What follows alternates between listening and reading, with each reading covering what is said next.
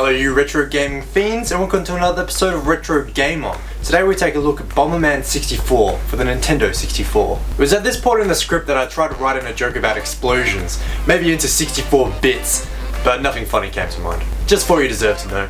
Bomberman 64 was released in 1997 by Hudson Soft and is widely known by everyone, except for me. There seems to be a huge nostalgic fixation going around with this game with all my friends and seemingly the whole internet. I, for one, had never heard of it. That ain't a bad thing though, because I was introduced to it the same way a wide-eyed 1990s person would have, except in the year of our Lord, 2014. I of course knew about Bomberman the series though. I'm not that stunted. At least, not that much. I played the original a lot when I was a kid, on a TV game thing loaded with probably illegal copies of arcade games.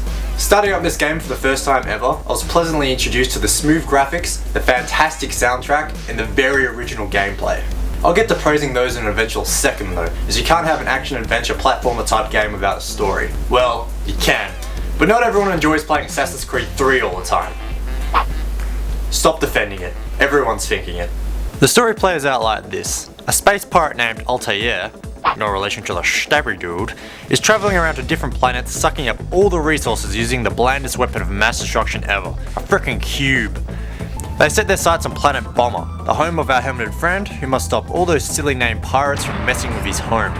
He is aided by a mysterious fellow named Sirius, who informs him that he must destroy 4 anchors surrounding the fortress which will lower a force field. The gameplay is a derivative of the original arcade gameplay type everyone knows and loves, but instead plops you into open environments where objectives are completed. Sometimes it'll be something specific like obtaining a diamond, hey, or getting a water feature working again. There are 4 different areas with their respective environments, and there are levels within that each need to be progressed through. More than half are like the levels described above, with plenty of boss fights thrown in for good measure. Now you may not have been paying much attention to the N64's controller's joystick lately, which you should feel terrible about. The indent it sits in is an octagon. The thumbstick fluidly rotates inside of the octagon in the 8 different directions, which naturally means your Bomberman can walk in any one of those directions. Along with that, you can rotate the viewable angle by pressing the yellow buttons. This may sound normal and a bit mundane, but the game integrates this into the gameplay. A way forward may not seem apparent until you rotate the camera around. The way you throw or kick bombs is dictated by the way you're pointing the joystick. Of course you're a Bomberman, so your weapons are naturally bombs. You start off with a standard bomb that can be thrown or kicked, but if they are pumped up, they're a lot more destructive. Putting in the time and patience to pump up a bomb is definitely worth it, but is necessary in a lot of circumstances anyway. These include boss fights, but are also necessary for solving puzzles, as certain areas can only be blown up and entered by a pumped up bomb. Bombs are also used in other ways too, like here, where it's used to jump across a gap. Long story short, bombs are the centerpiece for this game. Bombs are what make it special. There are even different bombs that can be earned by collecting weird little crawly critters, which do special things like have a larger radius, or include the option to be detonated remotely. That's a great skill to have, since the other bombs will go off after a while and take you out with them. That's one big thing to note. All these bombs are great for completing your game, but they're not the perfect ally. Most deaths will be from blowing yourself up, which is a weird sort of frustration. You'll feel like a big old dummy every time. The menus in this game stood out to me, which is not a sentence I thought I would ever say. I mean shit, they're menus. Who cares? Well, you should care about these menus. They're the best darn menus you'll ever see. Traversing through them is a very fluid experience. Everything is laid out extremely well. You could be half asleep, hungover, and missing half your brain, and you would still have no problem with these menus. If anyone ever asks you to recommend a game solely based on your menus, then this is it. There is also auto-saving, so you can just pick up the game and play. There is no messing around with loading menus whatsoever, which is unheard of games of this vintage.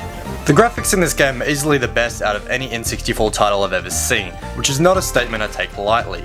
Every other game is full of blurry textures and too many outrageously pointed polygons. This one, however, uses these flaws to its advantage. Everything is just so simple. All the shapes are quite basic, leading to a very cute cartoony feel. All the textures are tiled largely, which reduces blur. Not only does it mean you get lag-free environments, but it's just so pleasing on the eye. Every single environment has their own characteristics as well, so it doesn't get boring to look at as you progress either. The colour palette is also quite simple, yet vibrant. Just looking at it makes you smile. If you launch the game and immediately don't get a stupidly huge grin on your face, then I'm afraid you have no soul. Harsh? I know, but I'm not here to baby you through life. Obviously these are perks that not every game can get away with, but it sure is great that this game picked up a usable art style and ran with it. Another thing that will make you smile is the music. Now I'm not musically minded, so I can't really explain why I like it. That sort of thing's probably left to the likes of someone like Kadikarus. but damn, just so enjoyable. I found myself really getting into this music. There hasn't been much music in other games that has enchanted me so much, but just thinking about this music puts a stupid smile on my face, and that's all I really feel like I have to say to make the point. The multiplayer is a fan favourite that will probably ruin most of your friendships. Luckily, you can play against the computer, so having no friends is really sort of a moot point. Up to 4 players are crammed onto a screen in an all-out deathmatch. It's sort of like your run-of-the-mill first-person shooter, except with bombs and no split screen. Last one standing wins, and it's as simple as that. It of course uses all the gameplay mechanics like the story mode does, so you can kick, throw, and pump up bombs. This is what will mostly lend to the longevity of this game, so the simplicity makes it as addictive as all hell. Having it all on one screen is interesting, and works well. There is some slowdown I've noticed, but not enough for it to break the game, which can happen when the multiplayer is split screen in other games. I can now tell you from my experience, if you've never played this game, then simply do it. I waited this long and I'm actually a bit disappointed that the game hasn't been in my life all this time. I feel like this game will rub off on me like Spyro the Dragon or Crash Bandicoot did in my childhood years, in more years to come. Honestly, it's one of the best games I've had the chance to review yet, which is why there's been a bit of a gap between videos. I wanted to get everything out of this that I possibly could have. That, and it's been the Easter holiday season, which has made it a bit hard. But hey, if you want to know more about what I got up to during the Easter holiday season, then please check out my blog. There's a clickable link here that should work. If not, I give up. I also have a Facebook page. They're fun. A link I do know that will work is the subscribe button. Please click that if you want to see more videos just like this one. So yeah, now I'm just sitting here wasting time. Do you have enough of a chance to click those links?